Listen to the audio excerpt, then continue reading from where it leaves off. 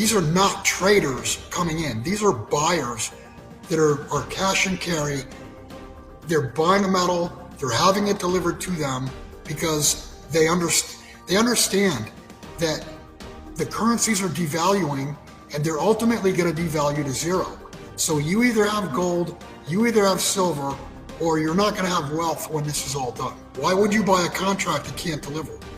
And that's where we're headed, is toward a cash and carry market versus the futures markets that are fraudulent. They're going to be proven fraudulent. That's the bottom line. When they can't deliver, that proves they were a fraud. They did not have derivatives in Weimar Germany. Yeah, that's a big. The difference. And there was more cash and carry. There wasn't as much credit then either. There was credit, but not nearly the amount. I mean, it was like net 30, and 30 days later you got your cash, not net 90 and all this crap. I mean, it's just gotten so distorted.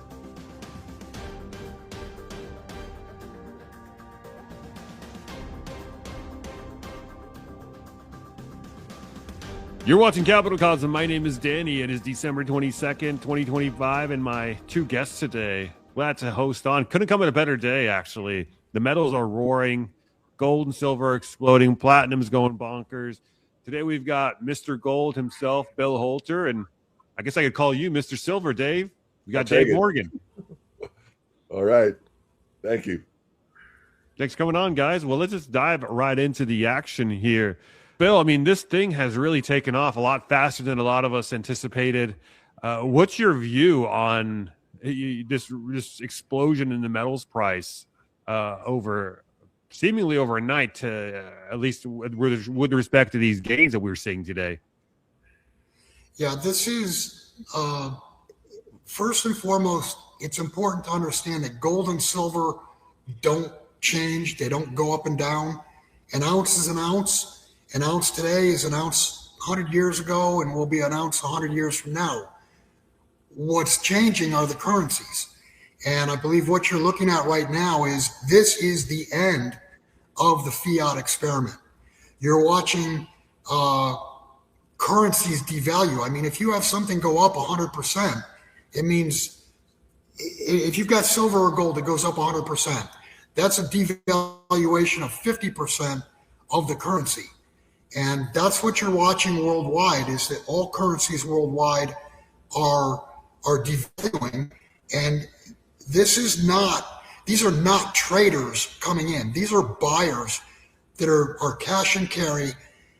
They're buying the metal, they're having it delivered to them because they understand that the currencies are devaluing and they're ultimately going to devalue to zero. So you either have gold, you either have silver, or you're not going to have wealth when this is all done. Yeah. I mean, it seems like people are just wanting to buy this stuff at rapid rate and in view of something big coming down the line here. We were talking off air just now, Dave and Bill, and you typically see this move up in price at the very tail end of a cycle. Dave, are we getting close to that tail end of the cycle, or not? Is this somehow different this time around? Well, I think what's different is kind of what my main thesis was when I started on the web in 1999, meaning that the money metals would act as money in the, at some point in time. And really, they looked like industrial commodities for most of the year 2000 till recent months. There were some spikes there, but they were short-lived. So, they got out of the box or out of the cage and acted like money, but it was, again, a matter of weeks, and then they were under control again or under management. This time, there's no doubt that the end is nigh, as Bill said. Whether or not we get the 0 point or not remains to be determined. I mean, he's absolutely accurate. I've said for decades, all fiat fails. Three words that really portend the exact reason we're in the metals. However, I really think there'll be some type of a reset before it goes to absolute zero. But that's maybe a side issue. As far as the acceleration, yeah, this looks like what I expect near the end of a bull run. But since we've now switched from it's a commodity to if I don't have it, industry wise can't do business without it. So it's not a matter of price. It could be 1,000 of us. Why not be in position? In many industries, it's not a matter of how much does it cost me. It's going to cost me my business. So I need X amount of ounces. So these businesses are thinking in terms of how many ounces do I need for the next year or 2 years or 3 years? Oh, and what do we look forward to? We're going to build out AI centers. We're going to build out this many data centers. We're going to do this much electric car production or whatever. Let's look ahead. Oh, I need our current supply of silver plus 20% going out 3 years or whatever it is. So there's that part of it. On the currency crisis side, as Bill said, it becomes a worldwide phenomenon where all currencies depreciate against a constant. That's that solid ounce of silver, that solid ounce of gold. And just to reiterate what Bill said, when you see that acceleration where it's saying your currency's dropped in half in 1 year, it's a wake-up call. And as harsh as that may sound to the general public that doesn't understand how these fiat systems lose control, they see it in the grocery store. I don't know what the official number is, 17%. I know it's BS because I grocery shop, and I know it's probably, I would say, doubled. Some products have. Point being that people are seeing the emperor with no clothes. The game is over. The jig is up. The finance ministers on high are going to do their best to manipulate interest rates and try to spur something that never works, printing their way out of this thing. And so the currencies are devaluing because game's over, really. I mean, it's not over like tomorrow and everything burns to the ground. But as far as the ability for these guys to gain control back again, it doesn't look like it'll take place. Yeah, it does seem like they're also setting the stage for just going bonkers with the printing press. A week ago, last week, we got the new CPI numbers, 2.7% year over year, below expectations. But again, I mean, you and I know, and most of the audience knows, like you have to take that CPI number with a grain of salt. They could do all sorts of things to manipulate it down. But the key point is that they're framing it as inflation's under control. It's below expectations, and they're setting the stage for themselves to begin quantitative easing and rate cuts in, I believe, March is when they said the next one would be. And, of course, that coincides with the end of Powell's term, and who knows what kind of dove you get in this place. I mean, not that he was that much of a hawk, but, relatively more dovish Fed chair in his place. So it really does seem like they're setting the stage to just print, to just devalue the hell out of this currency. Is that an accurate assessment in your view, Bill? Or do you think that they'll let the markets crash, or do you think that they'll just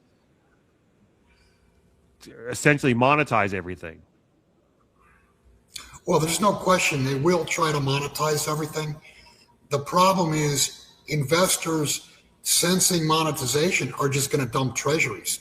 I've talked about this several times before, that if you look at the last easing cycle, rates went higher, market rates went higher. And here we are again, they're starting to cut again. And where are rates? Rates are slightly higher than where they cut rates a couple weeks ago. So it's the Fed losing control of the yield curve, and that's a problem. You have to understand that the reason gold and silver have been suppressed for all this time is because the U.S. Treasury had to be able to borrow basically unlimited amounts of money, and that's what this game is all about. There's mathematically they have to monetize, and mathematically it won't work. The money doesn't exist to pay the debt back and to pay the debt service. So what do they have to do? They've got to print more. And when they print more, that dilutes what's in existence. And they will dilute to oblivion. Yeah, are we looking towards yield curve control here? Dave, I'll let you take it away, where they will just end up printing the money to buy up their own bonds to bring the yield curve down? Yeah, more and more they will print to keep the game going. And as far as like another Operation Twist, where they play with the long end and try to get interest rates to be quote unquote normal, yeah, that's a possibility. I've thought about that. They'll probably try it, but they're at the end of the rope, because no matter how much printing or buying they buy, basically the rest of the world is fed up with our dollar dominance, and that means the buyer of last resort is the Fed. So they are going to print until the market wakes up and says, wait a minute, this currency is worthless. Now, again, I want to be on record that I don't think it's going to absolute zero, but the perception that it's getting there quickly is already in play, and there'll be more and more momentum in that mean. And as that takes hold, you may see much further acceleration than we've already seen in these metals. I mean, for an example, if we doubled this year for round numbers in silver and platinum market, maybe they'll go up threefold next year. I'm not predicting that. I'm just trying to give you the idea of when we hit that panic manic phase. This will look like a light run. When it becomes an all-out sprint, you're really going to see fireworks. And I think we've probably got another year or so to maybe where the new system comes in, the digital euro, the Amero, who knows? I mean, I think I don't know the exact number. I think it's 190 countries in the world, like 163 are making digital currencies. What does that tell you?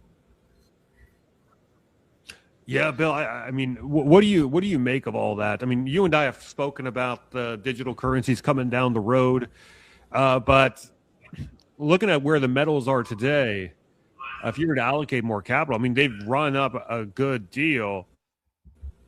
Is this thing anywhere close to being over, even though have started to go parabolic here in a sense?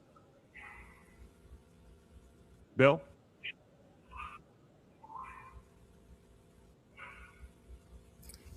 Yeah, you broke up somewhat. I didn't catch the whole question, but yeah, the the metals have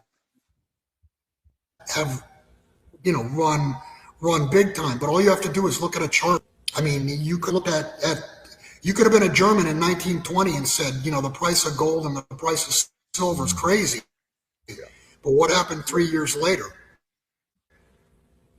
And one thing that very few people are talking about, and people used to talk about quite a bit, was derivatives.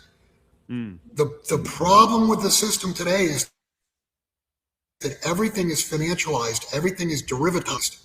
And I mean, you're talking about over $2 quadrillion worth of derivatives.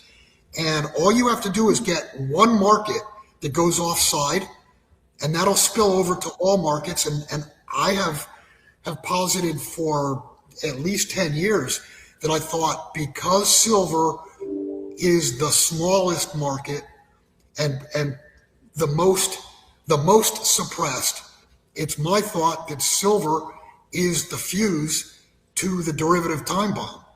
I think silver is going to fail to deliver first. That'll spill over to gold the same day or the next day.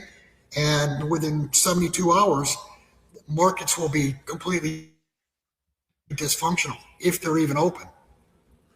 Yeah, I'm looking at the market cap right now of silver. Silver sitting at $3.8 trillion market cap. It just recently overtook Alphabet, Google in the rankings. Number 4 now. Gold is number 1, $31 trillion market cap. And it looks like it's going to be gold number 1, silver number 2, and then all the tech companies right beneath it. Are you starting to see general interest, guys? I'll start off with you, Dave. General interest from the public switching over to gold and silver? Because Dave, you have a subscription newsletter. Bill, you deal with people all the time as a broker. Are you seeing this on the ground, boots on the ground wise? Are you seeing general interest start to shift up for the metals? Or is this price rise primarily consolidated into elite finance, smart money, insiders, etc.?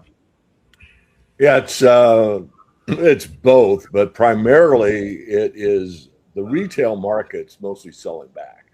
I mean, I talk with a lot of the major dealers and wholesalers, and they're stocking inventory, and they've got to finance it. I mean, if I have to make a market in the metals, I might have, my bank account might be, I don't know, 5 million, but I've got to buy up 25 million in product. I got to finance that. So I got to buy it and maybe below spot or whatever, but then I still have to finance that. I got to borrow the money from the bank to make that market. And the longer I got to hold that metal on the shelf, the more it costs me. So I'm willing to lower my premiums to move the metal so I don't have the financing charges. So that's one side of the market. The big people, yeah, they're coming in. These are, I never bought gold before, David. What do I do? I don't want to make a rookie mistake. And of course, I set them up.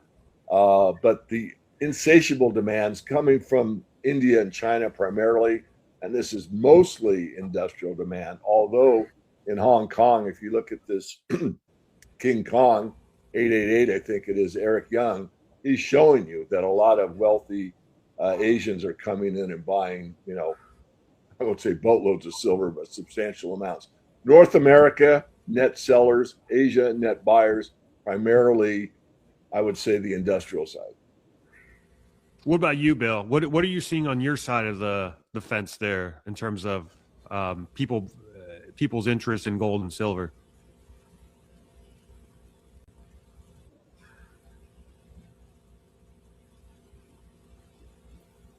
Yeah, you're definitely seeing selling in North America. Uh, Retail is definitely selling. You've seen. I think what you're looking at is the economy is nowhere near as good as the official government statistics. There's no money on the streets, and people are raising money by liquidating metal just to live. Uh, Prior to, let's say, 2005, the United States was the game.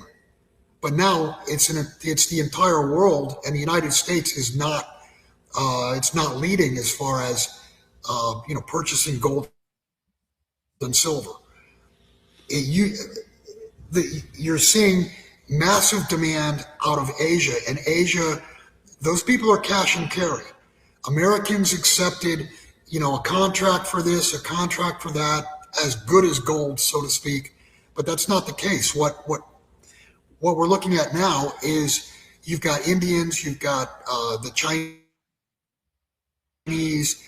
When they buy, they want the metal, and the problem is you can't print the metal. The metal doesn't exist, and the real short.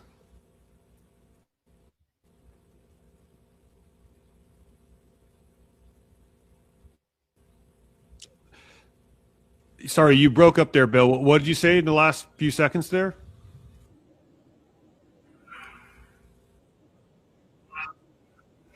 The real shortage is in silver.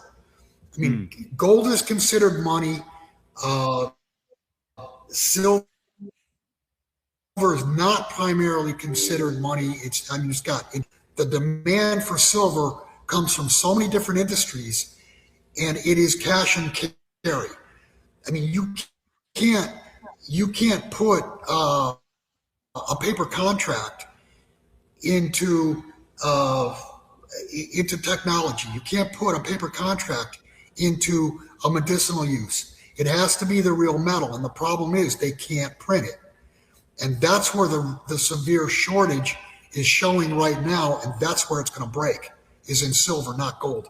Gold will follow. And if there was no such thing as silver, gold would ultimately break on its own, but silver is going to be the blasting cap.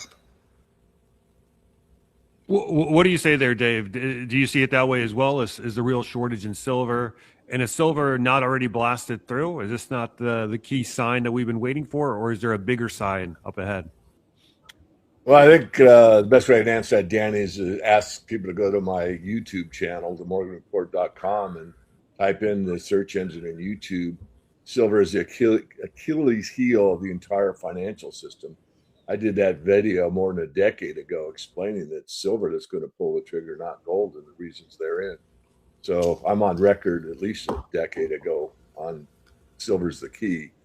As far as where we are, just to repeat, I talked about the run to gold before anyone talked about the run to gold. And I said, look, I know it's happening because the smart money is getting in a stealth manner, which was the banks.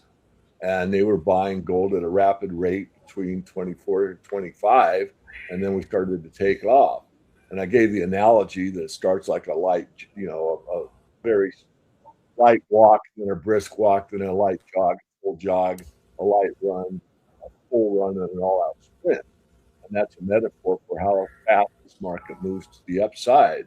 And as I said before, I think we're in maybe the light run right now, and we're far from the all-out sprint. I don't know if we're far from it. I mean, maybe we go limit up 4 days in a row and the exchange is closed because there's chaos. People aren't getting delivery, as Bill indicated, and game over. I'm not predicting that. What I'm saying is we have a very volatile market. No one knows how much real demand can be filled by real metal. That's the key, as Bill has said. And so, yeah, I'm in total agreement. And I don't think we have a long ways to go. There's my peer group. Many are saying, oh, we got a 10-year bull market in silver from this point on. In theory, we do. But in reality, no, because the financial system needs to be, or the powers that be, powers shouldn't be, want this thing to continue in their paradigm, which means total control with a digital-based cashless society. And they want to move to that before these metals wreak havoc with their current financial system. What do you think about that, Bill? Do you think that we are this close towards a big blow-off in silver that Dave's kind of alluded to? A lot of people talk about a 10-year time horizon.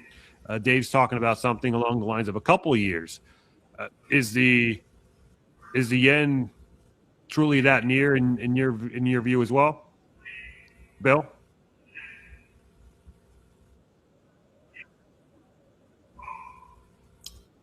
Yeah, I think there's no way to give a date. There's no way to time it. But just the action itself tells you something has definitely changed. There are no big smashes, buyers. What this is all about is that, and this is something my past partner Jim, who passed away two years ago, consistently said, is that the end game would be a cash and carry market, and the paper game would evaporate. And that's the paper is not sought after. I mean, he talked about $50,000 bid on gold and no one selling, and $10 an ounce offered on the COMEX and nobody buying. Why would you buy a contract that can't deliver? And that's where we're headed, is toward a cash and carry market versus the futures markets that are fraudulent. They're going to be proven fraudulent. That's the bottom line. When they can't deliver, that proves they were a fraud. Yeah. Well, next question is here for you, Dave. But before we do that, a quick note, guys, hit that like and subscribe. If you're getting value out of this content, and you're enjoying yourself here, remember to hit that like, subscribe down below, comment, let me know your thoughts. It really does go a long way. Dave, you mentioned you could have limit ups in the silver price. Now, if something like that happens, if they close the markets like they did with nickel a couple of years back, what would that imply for the mining stock companies within the silver sector? Does that imply that would carry over to gold and, let's say, platinum as well? Would you start to see investors start to flock into those two metals if the silver market becomes closed? What are some of the spillover effects of something like that occurring? What did we learn from the nickel debacle a couple years back? Yeah, well, the late great Jim Dines talked about going in unison at the end times. So yeah, if so you're a new investor, you're panicking. We're in a panic mode. You call up Bill. Hey, Bill, I want to buy some silver. Bill says, well, I've got some Numi coins. That's it. What do you mean? There's nothing. I don't have anything to sell you. Well, what do you have? Well, I got a little bit of platinum. All right, I'll take it. So all four metals will move in unison at some point, which they're doing right now, as we all know. And then as far as what the miners will do, well, the miners lag because it's the way the stock market works. And stocks are based on earnings. And these stocks are priced like gold's still worth $3,000 the ounce, not $4,400. And the silver stocks are priced as if silver's at 35, not 70. So there's a long ways for these mining stocks to go higher. And then, of course, again, in the panic manic mode, people that are late to the party will look for the cheapest gold and silver stocks they can find. And unfortunately, it's been my very seasoned experience being in this industry for so long that a lot of charlatans will come out with a lot of news pasture and a really great story and a great website and AI clone talking about the merits of this news pasture. And they're going to discover more gold than what's in all of Australia. And people buy it because it's 12 cents. And just the buying pressure will take it to $1.20. And everyone will think they did a wonderful thing, except it was a big lie from the get go. And I'm sorry to say that about our industry, but it does take place. We're not our industry. Let's just say it's grifters that take advantage of these things. And they do it in all sectors, not just the mining sector, although the mining sector seems to be one of the worst when things really get rolling. Yeah, Bill, what are your thoughts on what Dave just alluded to there about the prospect of a closure of the markets? What do stackers do at that point? Like if you want to buy more gold or silver, in this case most likely silver, what would you do as a stacker? I mean, if you had like if you wanted to get in on the market. All right, quick break here, because if you're buying gold or silver the normal way, you're probably overpaying by a lot. And that's because most retail dealers quietly tack on these huge markups, sometimes 10%, sometimes 20%, sometimes even 30%. And you don't even notice it. It's like paying $115 for a $100 bill. Doesn't make sense, right? So that's why I've been using the Bullion Standard Pro. It's a membership that basically lets you buy precious metals at real wholesale prices. The same prices that dealers get. So no inflated premiums, no middleman games. Their platform updates every 5 seconds, straight from mints and distributors. So what you see is literally the real market. And here's the crazy part. If you buy something like this gold American Eagle, here's the amount of money you're going to be saving at the time of this recording, at least. So it basically pays for itself multiple folds on many occasions, depending on what you buy. And if you want to try it out, they're hooking up my viewers with an exclusive 10% off their first month. Just use promo code COSM10 at checkout. That's COSM 10 at checkout. So if you're stacking, investing, or just tired of getting hit with hidden markups, check them out now. Bullion Standard Pro. Click on the link down below in the description box and use promo code COSM10. Now let's get back to the video. Well, if gold and silver are unavailable, markets will be closed. And if markets are closed, you're not going to be able to buy miners. You're not going to be able to buy anything. Banks will be closed, et cetera, et cetera. I would say that we are at the point now, and I warned people for many, many years. I always said, be careful what you wish for. You know, people are talking about $100, $200 silver, $5,000, $10,000 gold. And I always said, be careful what you wish for, because what kind of world are we going to live in under that scenario? The reason you be careful what you wish for is because, as I mentioned, everything is derivatized. You've got massive shorts that were put on for years and years and years to suppress the price. Now those shorts are being broken, and you're going to see dead bodies. And those dead bodies will spread because of counterparty. So again, let me just say again, be careful what you wish for. You know, are you hoping for $200, $500 silver? Are you hoping for $10,000, $20,000, $50,000 gold? Be careful. Yeah. Well, once it comes down to that point, Dave, I'm going to pose the same question to you. What do you do as a stacker once they close the markets? I mean, do you have like a plan of action in place or something like that? Well, I was actually, my thought on that was, limit up for a few days, so a few days closure. But, you have to think outside the box. Could you close the market? So basically what happens is you go to a cash market, like Bill keeps saying. So at that time, the egg market and the milk market used to be in the futures industry. Neither one of those exists in the futures industry anymore, but they both exist on a cash market. So they would go. The problem is what happens if we go to a cash market? Meaning, if pick a number, silver's at 200, how many people want to turn that silver into fiat.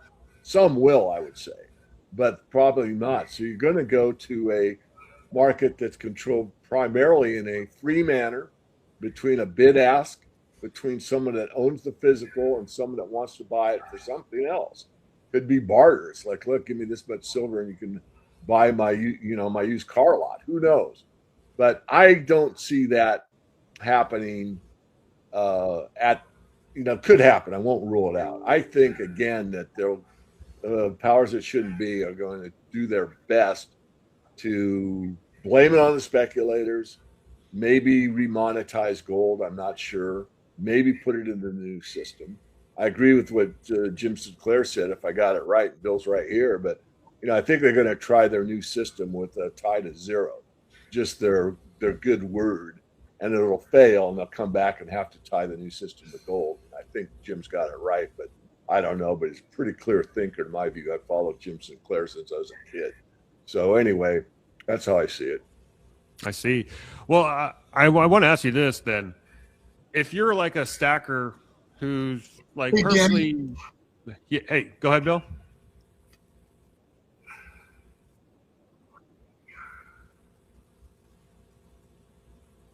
I just wanted to interject that what we're not talking about and we should be talking about is credit. Yeah, can you hear me? Yep, go ahead.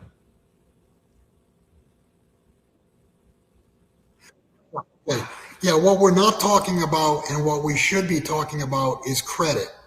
The entire world, the real economy and all financial markets run on credit. Credit is forthcoming as long as there's confidence.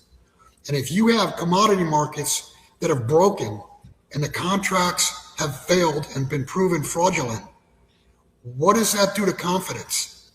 And what would that do to credit? Credit at some point in time is going to shut down. Credit will cease. And that's the end. Yeah, it would shatter confidence and thereby shatter credit. It would cease to exist, like you said. And credit is the lifeblood of the economy, right? Of everything. Of everything. Of everything you do.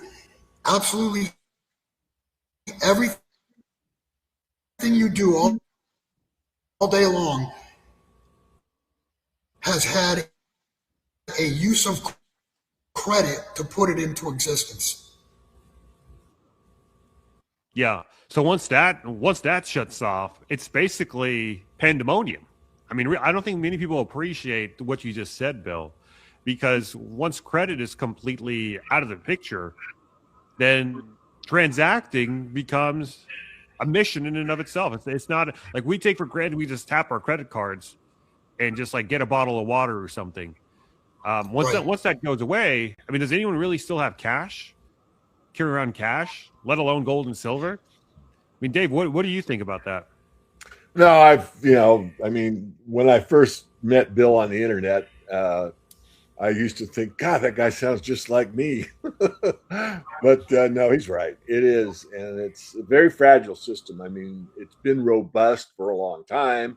But as the credit cycle tightens, which of course now they're trying to loosen it, it's going to work against them. As Bill said, interest rates are going up, even though they're lowering the cost of money at the discount window.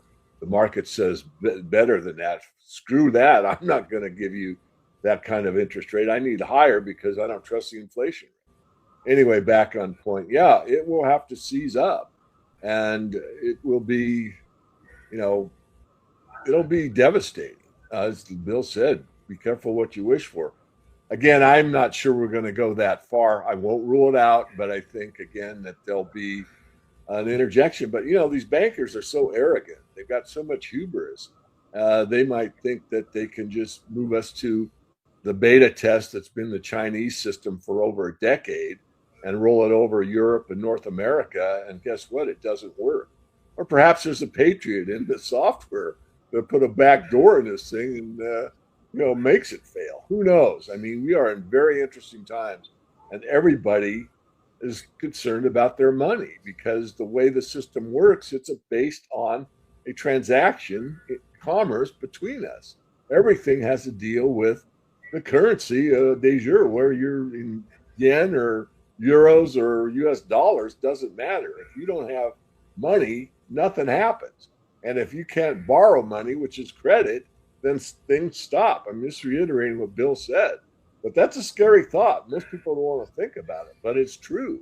Look at just real quick to go down the rabbit hole a little bit. Look at the normal car dealer. You think all those cars that are on his lot are paid for? No, he's on credit. He's got to borrow money to keep that inventory on there. And every week that goes by or month that goes by, he's got to pay the bank or to finance those cars. So it's kind of what I said about the silver market on the wholesale side.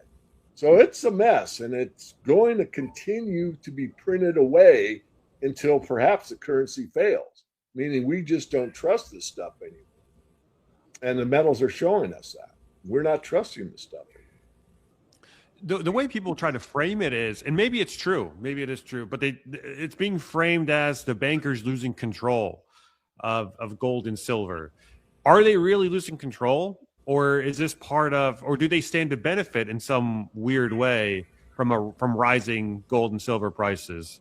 I'll let you take it. I'll let Bill answer afterwards. Go ahead. I'll jump in. I mean, I've said over and over again that the banks have been buying gold hand over fist. There's a reason for that. It's the money of last resort. When all else fails, if you have the lion's share of the gold, they can restart with what's always happened in the past. Fiat fails, go to gold standard. Fiat fails, go to gold standard. So they have that capability. But again, will that be what they want to implement? I say no. They'll try something just digitally first with some kind of meme coin, and I'm not being funny. And if that fails, then they've got the gold to back it up. That's how I see it. What do you think, Bill? Are they letting gold and silver rise, or are they really losing control? Is this real, or is this part of some plan? Bill? Yeah, no, I think the powers that be are definitely losing control. If you look at a chart of gold, when did it start rising? It started rising the day after Biden administration sequestered the $300 billion of Russian treasuries Exactly. that basically were stolen from them. And it became a bandwagon of nations joining the BRICS. And there's no question about it. Their countries are bailing out of treasuries, and they're using those funds to buy gold. And the reason they're doing that is they're looking at their balance sheet and they're saying, oh, well, we're 60, 70% in treasuries. What happens if the treasury market gets smoked? What happens if the U.S. Treasury doesn't like us and takes the treasuries? So what they're doing is they're putting something on their balance sheet that cannot bankrupt. It's the only gold and silver, the only two monies on the planet that cannot default. So they're putting a default free asset on their balance sheet that will be valued much, much, much higher in the event of a treasury default or treasury confiscations, a break in confidence, whatever. But that's what they're doing, is they're putting gold on their balance sheets because they're going to need something to fill the black hole that treasuries will become. Yeah, well, it's definitely shaping up that way. I want to ask you guys this question. Given the recent rise of gold and silver, if you're like a normal stacker, I mean, people who watch this channel already have their own stack of gold and silver, but you're now posed with the dilemma that if you do want to invest more, if you do want to buy in more, you're now having to buy in at these all-time high prices. What do you guys think is the best course of action here? Do you just systematically just keep buying whenever you have capital available? Maybe you look at the mining stocks now for added leverage. Maybe you look at the silver mining stock, because if you look at it from a ratio perspective, silver miners have lagged behind silver as opposed to gold miners in gold. How do you tackle this question? Dave, I'll go to you first. Bill, I'll go to you after Dave. Go ahead, Dave. Well, first of all, it's an individual choice. So there's some stackers out there that say, okay, I don't know, I'm just going to ride this thing to the top or near the top. Then there's people that are catching on. Maybe they've watched Bill for 3 years but never took action, and now they are motivated. So in those cases, I'd say dollar cost average. If silver goes from 70 to 200 and you don't want to buy it at 70, but you don't have any, you better, because if you don't have metal or real money, who knows how it's going to end. If it ends in the scenarios we've outlined, you're going to be very grateful you have some. So you buy it, over the next 6 months, dollar cost average in.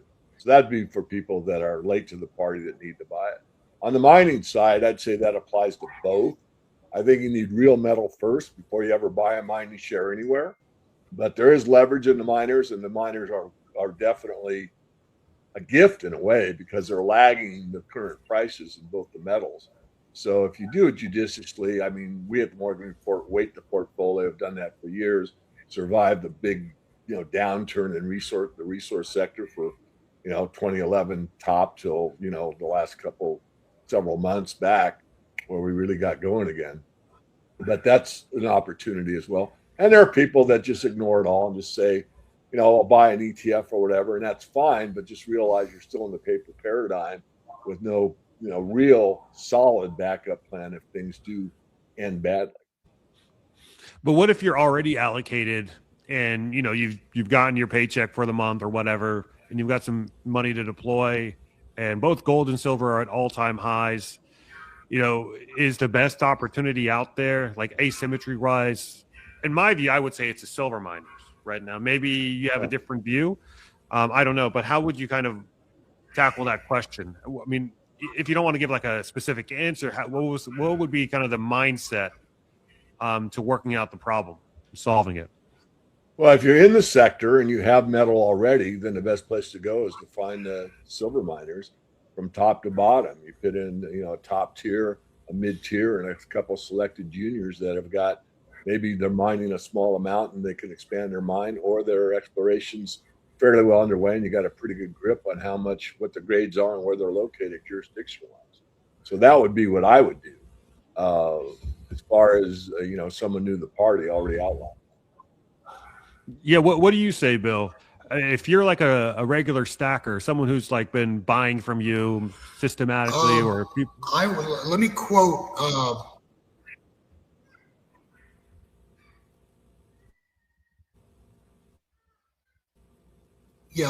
Let me give you a couple of quotes. One is mine, and the other is Richard Russell's.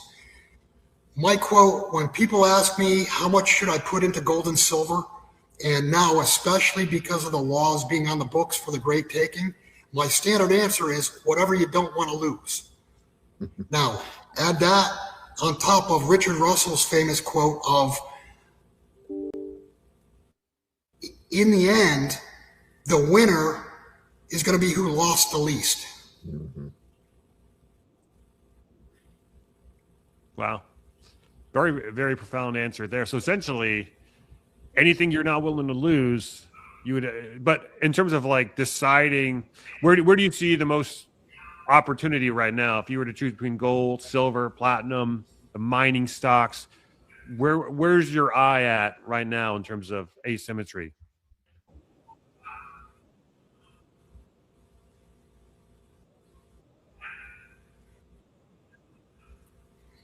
I would continue to definitely overweight silver, just because the ratio, even at, what is it now, 63, 64, down from 120. So from that 120, silver's already double the performance of gold. But I think you're going to see a silver to gold ratio probably 20, 25, maybe lower, who knows. But silver is undervalued to gold.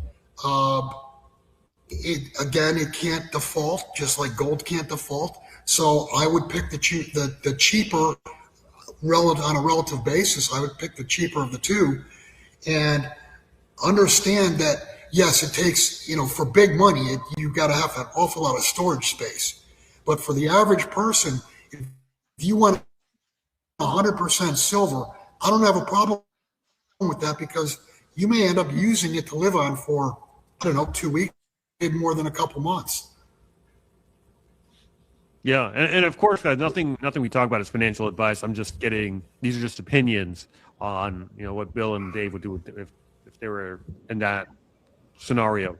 So before we wrap up here, guys, I've been asking all of my guests this question as we head on down to 2026, and that is to drop 3 big predictions for the year ahead.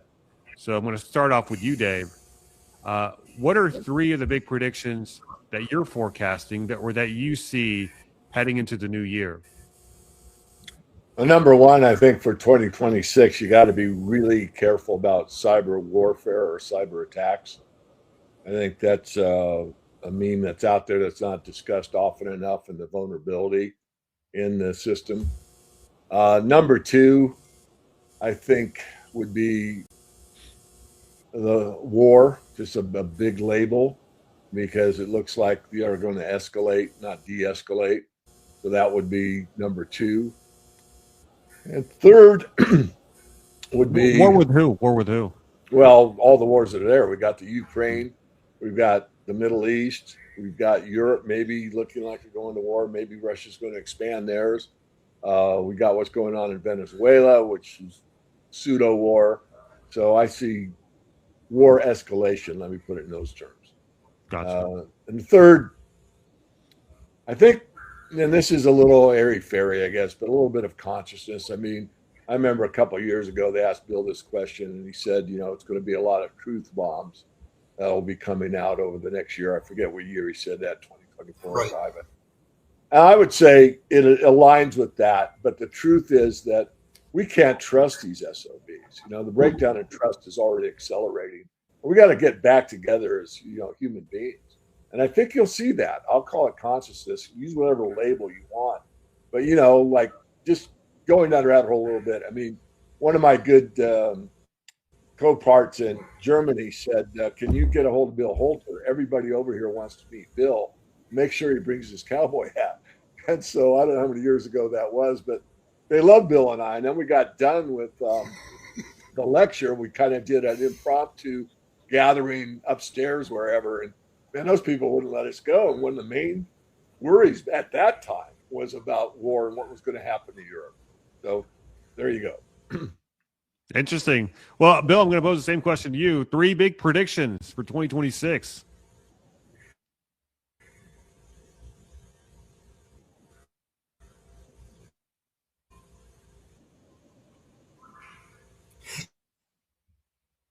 Yeah, let me just give you, I agree with David, and I think the third one is most important, of confidence. And I think 2026, I think people have pretty much had enough. They know they're being bullshitted about everything, everywhere they look, all the information. It is so hard to get real information now. And I think 2026, confidence is going to break. I think people have had enough. They want truth, and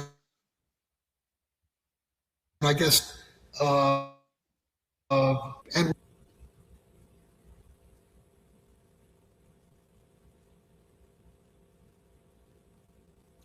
Did we lose Bill? Do you hear him, Dave? No. I'm not speaking. Oh, I hear you now. Go ahead. Yeah, I just ended with the truth will set you free. I think 2026, truth is going to come forth, and I think confidence in many, many areas will break. I see. Well, that's interesting you mentioned that, Bill.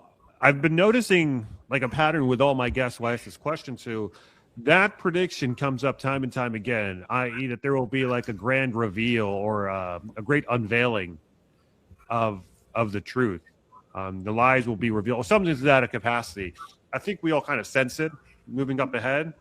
Each year that passes by has been one, I guess, iteration of an awakening after another. So will 2026 be an even grander one? I guess we'll have to wait and see. But, gents, it's been a pleasure It having you never both mattered. on. Yeah. It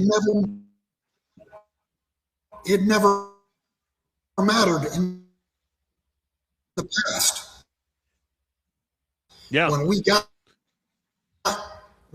think about it. Think about the truth that's come out just in the last week or two. The CDC guy who retired said that they knew it was a death shot. 315,000 ballots in Georgia turned out to be, there's no chain of custody. I mean, people, and it still doesn't matter because markets are still good and everybody's still okay. But there's more and more people that are tuning into we've been fed nothing but bullshit. As soon as the markets roll over, and they will roll over, that's when the truth is going to matter. That's when the truth, when people will care about the truth. They don't care about the truth, or they have not to this point, but they will. Yeah, And they don't have the incentive. Yeah, that's all part of the break of confidence, in my opinion. Yeah, I think so too. The biggest question is that will they just pump the markets full of capital just to keep them like in Weimar Germany, the markets in real terms in gold terms collapsed, but in their own currency, they actually kept going up. So I mean, who knows how long they can keep the can going down the kick the can down the road. I guess we'll have to wait and see. But they did not have derivatives. They did not have derivatives in Weimar Germany. Yeah, that's a big. The difference. And there was more cash and carry. There wasn't as much credit then either. Mm-hmm. There was credit, but not nearly the amount. I mean, it was like net 30, and 30 days later you got your cash, not net 90 and all this crap. I mean, it's just gotten so distorted. Yeah, I mean, just look at this. This is the S&P priced in gold. Now, you would think the S&P is at an all-time high. It is when priced in dollars, but if you price it in gold, you're actually down. I want to say 30% year over year. Yeah, 33%. There you go. It's a 33 number. But yeah, I mean, the S&P is nowhere near an all-time high. It's actually been going down, but they've been able to mask it because they've pumped so much liquidity into the system. It's now catching up to them with this rising gold price. But yeah. So anything else you guys would like to talk about before we take this thing home? Good. All right. Well, if I just want to say Merry Christmas, Happy Holidays, and a Healthy New Year to everyone. Thanks, Bill. Yeah, Merry Christmas, Happy Holidays, Happy New Year. Dave, Bill, thank you guys so much for coming on. Truly is a dream panel to have both of you guys on at the same time. We just need Bill's cowboy hat, like Dave alluded to earlier on. So, but cool. Drop us where people can find you guys. Start off with you, Dave. Where can people find your work? TheMorganReport.com. And then the documentary I just completed finally came out the end of this year, or it came out a couple of months ago. SilverSunrise.tv. Go ahead and have a look. It's about 90 minutes. It took 2.5 years to produce it, but it's going through a lot of what we talked about today. Excellent. Bill, what about you? You can go to my website, billholter.com. If you need to contact me, there is a contact button, or you can reach me directly through my business email. It's B.